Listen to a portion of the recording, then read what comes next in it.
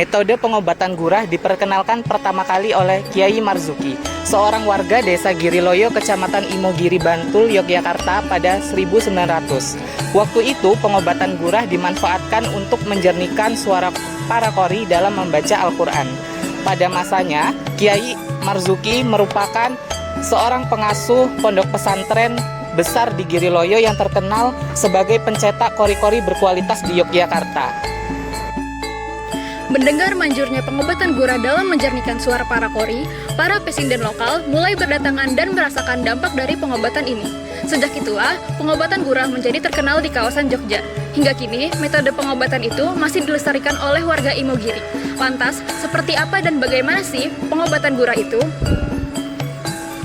Gurah adalah pengobatan tradisional yang biasanya digunakan untuk mengatasi gangguan sinus. Pengobatan ini dilakukan dengan cara meneteskan cairan sirup bumbu ke hidung agar lendir keluar. Selain sinus, gurah juga bisa digunakan untuk mengobati gangguan pernapasan lainnya. Lantas, apa sih cairan serigunggu itu? Dilansir dari ugm.ac.id, bahan yang dipakai untuk pengobatan gurah adalah akar pohon serigunggu basah yang kemudian dikeringkan. Setelah kering, akar itu kemudian digilas hingga muncul busa. Busa itu kemudian disaring dengan kain bersih hingga cairannya jernih lalu dicampur dengan air masak. Cairan campuran inilah yang kemudian diteteskan pada hidung dan memperlancar ingus agar keluar. Adapun tata cara pengobatan gurah yaitu cairan serigunggu yang sudah jadi setelah melalui proses pengolahan dijadikan ramuan dalam pengobatan gurah ini langsung saja dimasukkan ke dalam hidung oleh praktisi dengan keadaan posisi tubuh supinasi atau telentang. Setelahnya, pasien harus dalam keadaan posisi tidur tengkurap. Hal tersebut agar memudahkan lendir keluar dari hidung dan juga tenggorokan.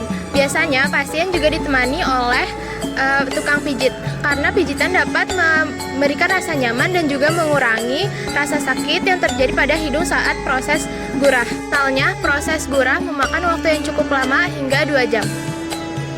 Hingga kini, efektivitas dari penggunaan gurah dalam mengobati gangguan sinus masih menjadi sebuah perdebatan.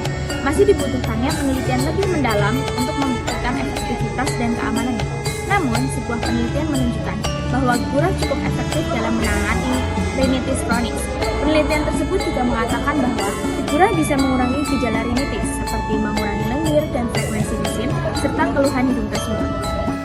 Tetapi, selain manfaat gurah yang sudah dijelaskan sebelumnya, pada kondisi tertentu, gurah juga tidak disarankan karena dapat menyebabkan beberapa komplikasi.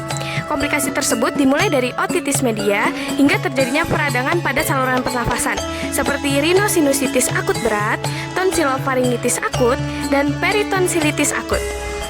Jika dibayangkan, cukup menyeramkan ya, tapi tak perlu khawatir. Gurah sudah digolongkan ke dalam pengobatan tradisional yang masuk dalam keputusan Menteri Kesehatan Republik Indonesia nomor 1076 Menkes SK 7 tahun 2003 tentang penyelenggaraan pengobatan tradisional. Alhasil, gurah telah sejajar dengan jamu, tabib, sinse, homeopati, aromaterapis, dan pengobatan tradisional lainnya. Jadi bagaimana? Apakah kamu tertarik untuk mencobanya? Boleh saja. Tetapi jangan lupa konsultasikan dulu ya keadaan kamu ke yang ahlinya. Kami dari Mabim 7, Sekian dan terima kasih.